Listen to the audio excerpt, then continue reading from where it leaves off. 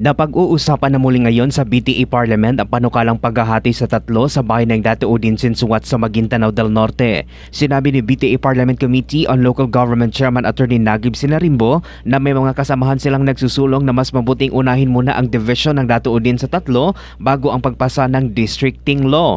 Sa naging suhestyon anya ng ilang mga mambabatas na mas mabuting mahati muna ang Datuudin para mas maayos na mailatag ang mga distrito sa bubuing districting law. Pero ayon kay Sinarimbo, hindi pa kakayanin ng panahon kung aantayin pa ang plebisito dahil sa urgent na usapin hinggil sa redistricting law. We're currently discussing that with some of our colleagues. Concern lang namin ay baka lumagpas tayo doon sa timeline. Pag inantay natin yung plebiscite for Datuudin Sinsuat. But we cannot commit to delaying further the enactment of the districting law and await the plebiscite for Datuudin Sinsuat. Mark Anthony Taico, NDBC Bida Balita.